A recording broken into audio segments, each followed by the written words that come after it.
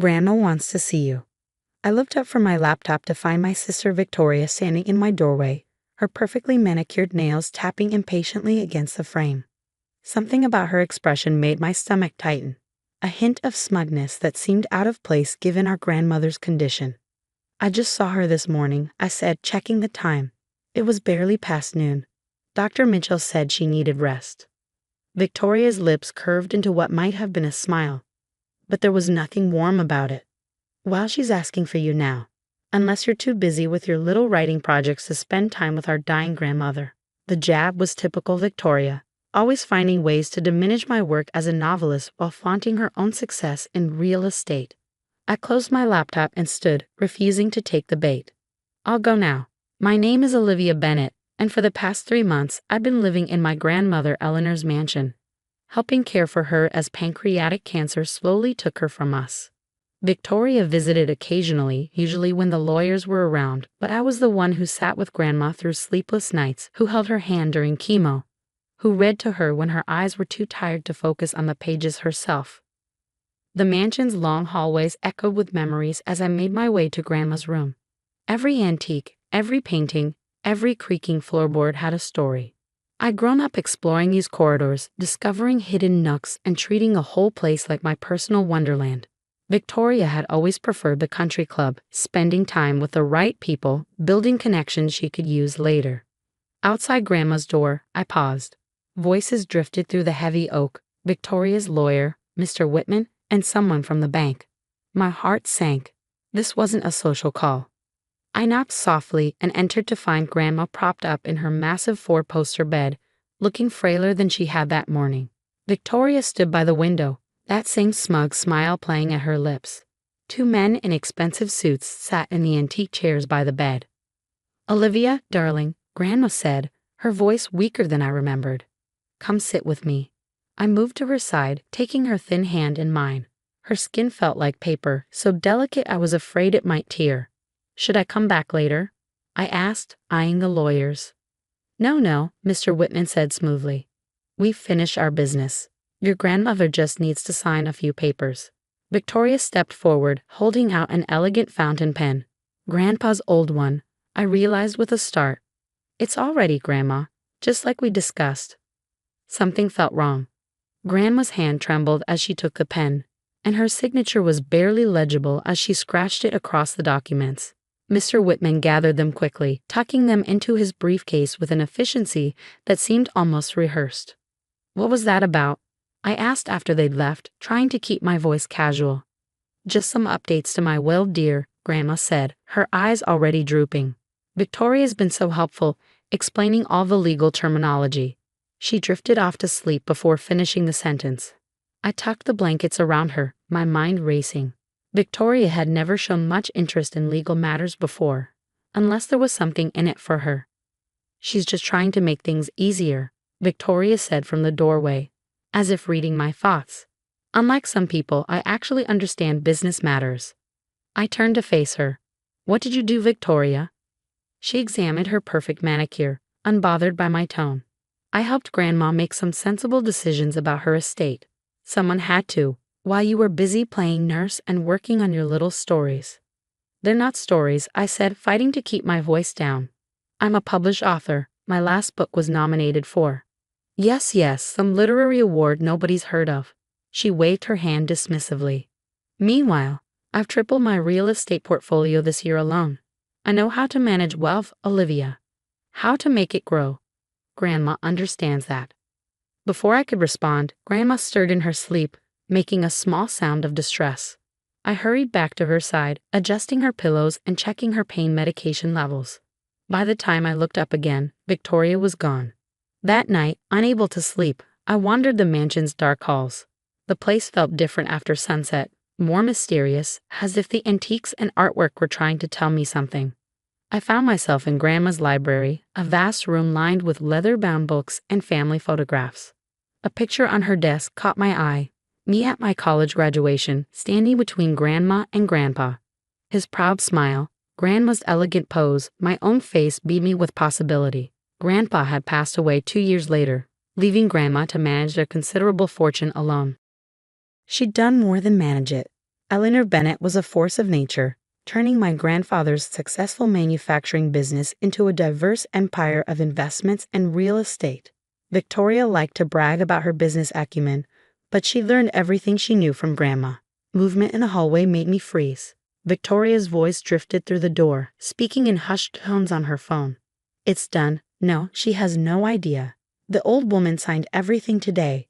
Trust me, by this time next month, it'll all be mine." My blood ran cold. The smugness, the lawyers, the mysterious documents, it all made sense now. Victoria had somehow convinced Grandma to change her will, probably taking advantage of the confusion caused by her medication. I wanted to confront her immediately, to wake Grandma and demand answers, but I knew that in her weakened state, any confrontation could be dangerous for her. I needed to be smart about this to figure out exactly what Victoria had done before making my move. The next morning, I called the one person who might be able to help. Mark Sullivan, my best friend since college and now a junior partner at a law firm across town. "A new will?" he said when I explained my suspicions. "That's tricky, Liv. She was competent when she signed it." "She's on heavy pain medication," I argued.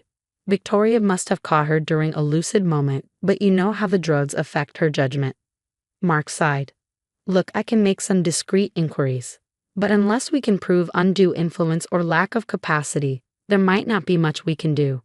I spent the next few weeks gathering evidence while continuing to care for Grandma. Her decline accelerated, and soon she was sleeping most of the day. Victoria visited more frequently now, always with documents for Grandma to sign, always when she was most heavily medicated. I documented everything: dates, times, medications, who was present. I took photos of the pill bottles, noted Grandma's mental state, recorded conversations when I could, but it felt like trying to hold back the tide with a paper cup. One afternoon, I was helping Grandma sort through some old photographs when she suddenly gripped my hand with surprising strength. "The blue room," she whispered, her eyes intense. "Behind the painting of the lighthouse. Remember?" Before I could ask what she meant, Victoria swept in with another lawyer in tow.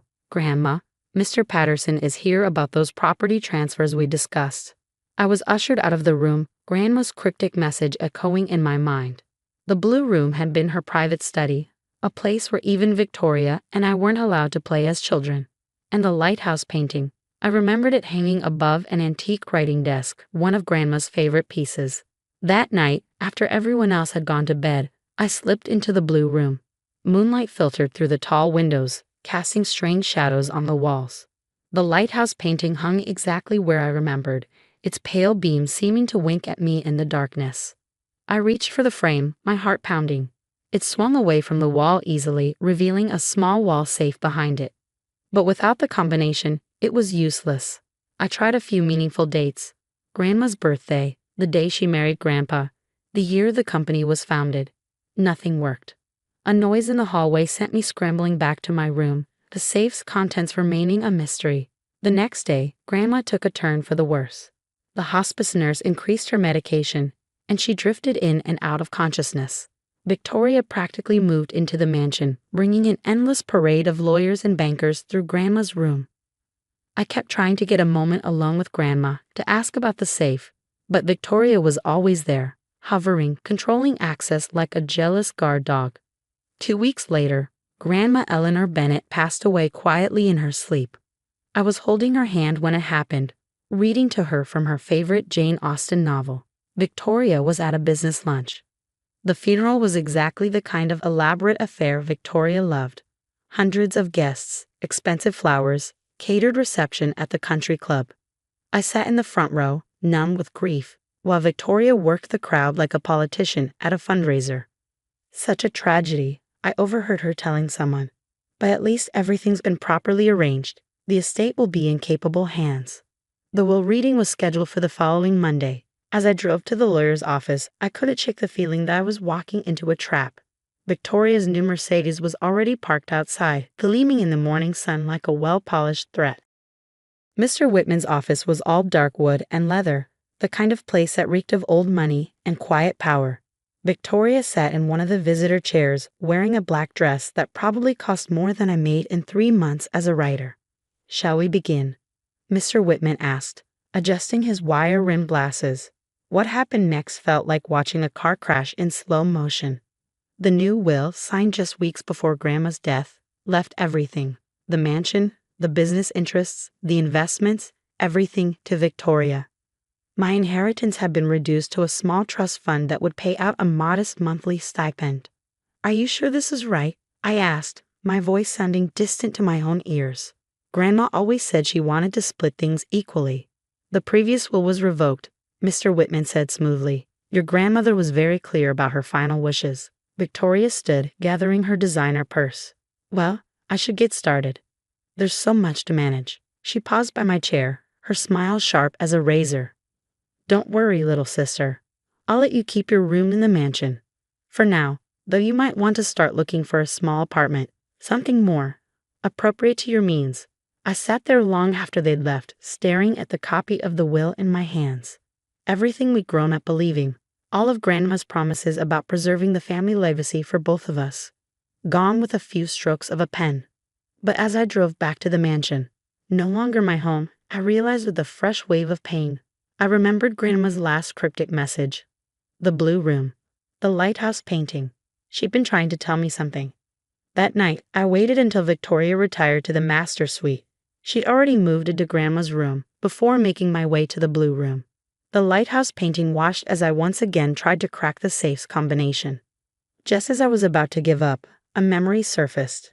Grandma teaching me to play chess when I was 7, telling me that sometimes the best move isn't the most obvious one. On a hunch, I tried the chess notation for her favorite opening move, E4. The safe clicked open. Inside was a single envelope, my name written in Grandma's elegant handwriting. My hands shook as I opened it, and what I found inside would change everything. But I didn't know that yet. All I knew was that the game wasn't over, it was just beginning. My hands trembled as I unfolded the contents of Grandma's envelope. Inside I found a letter, a small brass key, and what looked like a bank statement from the Cayman Islands. "My dearest Olivia," the letter began in Grandma's familiar elegant script. "If you're reading this, then 2 things have happened. I'm no longer with you, and Victoria has shown her true colors. I've watched her manipulate and scheme her way through life, always taking the easy path, never understanding the true value of what we built. But you, my darling girl, you have your grandfather's heart and my mind, a dangerous combination." I sank into Grandma's old leather chair, my heart pounding as I continued reading. "The key enclosed opens a safety deposit box at First National Bank, box number 2247. What you find inside will help you restore balance to our family legacy. Victoria believes she knows everything about our family's wealth. But your grandfather and I were smarter than that. We never kept all our eggs in one basket." The bank statement showed a balance that made my eyes widen. Over $50 million in an offshore account completely separate from the family's known assets. "But be careful, my dear," the letter continued. "Victoria is more dangerous than you know. The night your grandfather died wasn't the peaceful passing everyone believes it to be. I've spent years gathering evidence, protecting you both while trying to understand the truth. Now that burden passes to you." I nearly dropped the letter. Was Grandma suggesting that Victoria had something to do with Grandpa's death? The implications were staggering. A noise in the hallway made me quickly return everything to the safe except the key, which I slipped into my pocket. Just in time, Victoria appeared in the doorway, wearing silk pajamas that probably cost more than my car. "What are you doing in here?" she demanded, eyes narrowing. "Just remembering," I said, forcing my voice to stay steady. This was always Grandma's favorite room. "Well, it's my house now," she said, walking in and running her hand possessively along the antique desk. "And I'm thinking of renovating. All these old things, they're so dated." I watched her examine the lighthouse painting, my heart racing. Did she know about the safe behind it? But she just wrinkled her nose and moved on. "You should start packing," she added casually. "I'm having the house redecorated next week, and your room needs to be cleared out." The will said I could stay. "The will gives me full control of the property," she cut in, her smile sharp. "And I'm exercising that control. You have until Friday." After she left, I sat in the darkness for a long time, thinking about Grandma's letter. If what she suggested was true, my sister wasn't just greedy. She was dangerous. The next morning, I called Mark. "I need your help," I said when he picked up. "What do you know about Cayman Islands banking laws?" Enough to know I should pretend you didn't ask me that, he replied. What's going on, Liv? We met at a small cafe far from the mansion, where I showed him copies I'd made of the documents from the safe. His eyes widened as he read. This is significant, he said finally. If these accounts exist, they were never included in the estate inventory. And these allegations about your grandfather's death. Can you help me access the safety deposit box? I asked. I don't want to do it alone. He nodded slowly. First thing tomorrow. But Liv, be careful.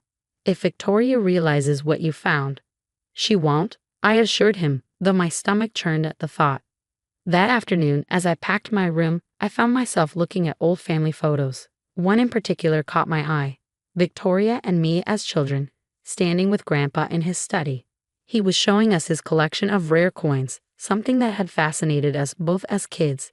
Victoria was holding one, smiling at the camera, while I examined another with a magnifying glass. The memory hit me suddenly, Grandpa teaching us about numismatics, explaining how some coins were worth millions to the right collector. His collection had been extensive, worth a fortune, but after his death. The coins, I whispered, they hadn't been listed in any of the estate inventories. At the time, everyone assumed they'd been sold years ago, but what if? The next morning, Mark met me outside First National Bank just as it opened. The process of accessing the safety deposit box was surprisingly straightforward. Grandma had already added my name to the access list. When the bank officer left us alone in the viewing room, my hands shook as I inserted the key. Inside the box was another envelope, a USB drive, and a small leather-bound notebook. Your grandfather's journal, I breathed, recognizing his handwriting. The envelope contained detailed records of transactions, offshore account numbers, and most importantly, a complete inventory of Grandpa's coin collection, which, according to the documents, had been secretly moved to a private vault in Switzerland just days before his death. Look at this, Mark said, pointing to one of the transaction records. A wire transfer from Victoria's personal account to an unlisted number in the Cayman Islands, dated the day before your grandfather died. But she was just starting out then, I said, frowning. She wouldn't have had this kind of money. Unless she was working with someone else, Mark suggested. Someone who stood to gain from your grandfather's death. The USB drive contained video files, security footage from the mansion's old camera system. With trembling fingers, I plugged it into my laptop.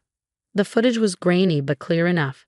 It showed Victoria in Grandpa's study late at night, arguing with a man I didn't recognize. The timestamp showed it was the night before Grandpa died. You promised me control, Victoria was saying. Once he's gone, I get everything. The man's response was inaudible. But his body language was threatening. Victoria looked scared but determined. The next clip showed Grandpa in his study the following evening, drinking from his usual whiskey glass. Hours later, the cameras caught Victoria and the same man removing something from the study. Grandpa's briefcase. The one he always kept his most important documents in. This is evidence of conspiracy, Mark whispered. But to prove murder, we'd need more. I opened Grandpa's journal, flipping to the last entries. His normally neat handwriting was shaky, urgent. V meeting with Emma again. Can't trust. Changed my will today. Eleanor knows something's wrong. Coins moved. Safe in Zurich. Account numbers in. The rest was illegible, but it was enough. Grandpa had known something was wrong. He tried to protect the family's assets, working with Grandma to move things offshore before it was too late. We need to move carefully, Mark advised. Victoria has legal control of the estate right now. One wrong move, and she could liquidate everything before we can stop her. Just then, my phone buzzed. A text from Victoria. Moving company arrives tomorrow at 9. Anything left in your room gets thrown out. I looked at Mark, my mind racing. How quickly can you file an injunction? Give me an hour with these documents, he said, already pulling out his phone. And Liv, don't go back to the mansion alone. But I had to go back. There was something else in the blue room safe, something I'd glimpsed but hadn't had time to grab. A small red notebook that could only be Grandma's private diary. I'll be careful, I promised, gathering the documents. Just get that injunction. As I drove back to the mansion, storm clouds gathered overhead. Thunder rumbled in the distance, a warning of things to come. Victoria's Mercedes was in the driveway, along with an unfamiliar black SUV. I let myself in quietly, making my way to the blue room. But as I approached, I heard voices, Victoria and a man, arguing in heated whispers. She knows something, the man was saying. His voice was familiar, the same one from the security footage. The bank called. She accessed the box this morning. Impossible, Victoria snapped. She's nothing but a wannabe writer. She doesn't know anything about. I must have made a noise because they both suddenly fell silent, then footsteps headed toward the door. I turned to run, but I wasn't fast enough. Well, Victoria said from behind me, her voice cold as ice. It seems my little sister has been quite busy today. I spun around to face her and the man. Tall, expensively dressed, with cold eyes that assessed me like I was a bug to be squashed. Missing something? Victoria asked, holding up Grandma's red diary. Maybe this? The man took a step forward, and I realized I was trapped between them and the stairs. We need to talk, little sister, Victoria said, her smile sharp as broken glass. About family secrets and why some of them should stay buried. Lightning flashed outside, illuminating the scene like a macabre photograph. In that instant, I saw something in Victoria's eyes I'd never seen before. Not just greed or anger, but genuine darkness. And I knew that everything was about to change. Thunder cracked overhead as I faced my sister and her mysterious companion in the mansion's dark hallway. Victoria held Grandma's diary like a weapon, her manicured nails digging into its worn red cover. Marcus, why don't you make sure we're not interrupted? Victoria said, her eyes never leaving my face. The man, Marcus, moved to block the stairs, effectively cutting off my escape route. Now then, Victoria continued, stepping closer. Let's discuss what you found in that safety deposit box. My mind raced. Mark would be filing the injunction soon, but legal protection wouldn't help if I didn't make it out of here. I needed to play this carefully. Just some old photos, I said, forcing my voice to stay steady. Memories of better times. Before you started conspiring to kill our grandfather. The words hung in the air like smoke. Victoria's perfectly composed expression cracked for just a moment, surprise, then fear, then something darker flashing across her face. You always did have an overactive imagination, she said, but her voice wavered slightly. All those silly stories you write. Is that what this is? Another one of your fantasies? The security footage isn't a fantasy, I shot back. Neither are the bank records showing your payment to Marcus the night before Grandpa died. Marcus took a step forward, but Victoria held up her hand to stop him. You have no idea what you're talking about, she said. What happened to Grandpa was unfortunate, but natural. Everyone knows that. Grandma knew better. I nodded toward the diary in her hands. That's why she kept records, isn't it? Why she spent years gathering evidence. She was protecting me while building a case against you. Victoria's laugh was sharp and brittle. Protecting you? Poor, naive Olivia. Grandma was protecting her money just like everyone else in this family. Why do you think she changed her will at the end? Because you manipulated her while she was dying. I helped her see reason, Victoria snapped. This family's wealth needs someone strong to manage it, someone who understands business, not some dreamer who spends her time making up stories. Is that what you told Grandpa too? I asked quietly, before even Marcus poisoned his whiskey. The slap came so fast I didn't see it coming. My cheek stung as Victoria grabbed my arm, her fingers digging in painfully. You need to be very careful about what accusations you make, she hissed. Just then, both our phones buzzed simultaneously. Victoria kept her grip on my arm as she checked her screen. I watched her face pale as she read what I knew must be a notice of the injunction Mark had filed. What did you do? She demanded, shaking me.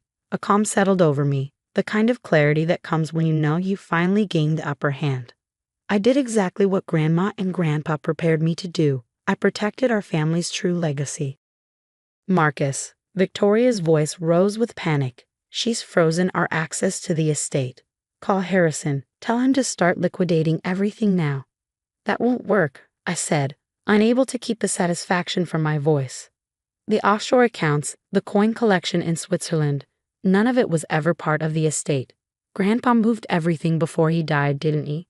That's why you were so angry that night. He'd outmaneuvered you. Victoria's grip loosened as realization dawned in her eyes. The coins. How did you? Grandma left me a key, but not just to the safety deposit box. She left me the key to everything. All the accounts, all the documentation, all the evidence against you. It's already in the hands of the authorities. The sound of cars pulling up outside made Victoria's head snap around. Red and blue lights flashed through the windows, illuminating the hallway in an eerie strobe. Police, a voice called from downstairs. Victoria Bennett, we have a warrant. Marcus bolted toward the back stairs, but Victoria remained frozen, staring at me with a mixture of hatred and disbelief. You're bluffing, she whispered. You couldn't possibly have. I pulled out my phone and played the security footage, not the grainy version from the USB drive, but a crystal clear copy showing Victoria and Marcus in Grandpa's study, discussing payment details and poison dosages. Grandma upgraded the security system after Grandpa died, I explained. Installed hidden cameras everywhere. She knew you'd try again eventually. Victoria lunged for my phone, but I was ready this time. I stepped back, letting her momentum carry her past me. She stumbled, Grandma's diary flying from her hands. It hit the floor and split open, spilling photographs and documents across the hardwood. Footsteps thundered up the stairs as police officers swarmed the hallway. Victoria tried to run, but there was nowhere to go. I watched in silence as they handcuffed my sister, reading her rights as they led her away. One of the detectives stayed behind to take my statement. As I described discovering Grandma's letter and the evidence she gathered, I couldn't help but look through the scattered contents of her diary. Among the papers was a photograph I'd never seen before. Grandma and Grandpa on their wedding day, young and radiant with possibility. Your grandmother was a remarkable woman, the detective said, following my gaze. She contacted us months ago, sharing her suspicions, but she needed time to gather concrete evidence. That's why she played along with Victoria's manipulation, I realized. She was protecting me while building an airtight case. Hours later, after the police had finished processing the scene, I sat alone in the blue room. The lighthouse painting still hung on the wall, now hiding an empty safe, but its secrets had served their purpose. My phone buzzed, a message from Mark. Just heard from the Swiss bank. The coin collection is intact. Estimated value, $75 million. Call me when you can. I leaned back in Grandma's chair, emotion washing over me in waves. Victoria and Marcus were in custody, along with several co-conspirators including Mr. Whitman, who had helped orchestrate the fake will changes. The family's true assets were secure, and more importantly, Grandpa would finally have justice. A soft knock at the door made me look up. Anna, our housekeeper of 20 years, stood there with tears in her eyes. Miss Olivia, she said. I should have told you sooner. The night your grandfather died, I saw. I stood and took her hands in mine. It's okay, Anna. We know everything now. She nodded, squeezing my hands. Your grandmother was so proud of you. She knew you'd be the one to make things right. As if to emphasize her words, I noticed something carved into the arm of Grandma's chair, tiny letters worn smooth by years of use. Truth prevails. Over the next few weeks, the full story emerged. Victoria had partnered with Marcus, a corrupt investment banker, to gain control of the family fortune. They'd started with Grandpa, thinking his death would leave everything vulnerable. But Grandpa had suspected something was wrong and had taken steps to protect his legacy. Grandma had carried on his work, carefully documenting Victoria's crimes while appearing to be a helpless victim. She'd known my sister would try to take advantage of her illness, and she used that assumption to lay a perfect trap.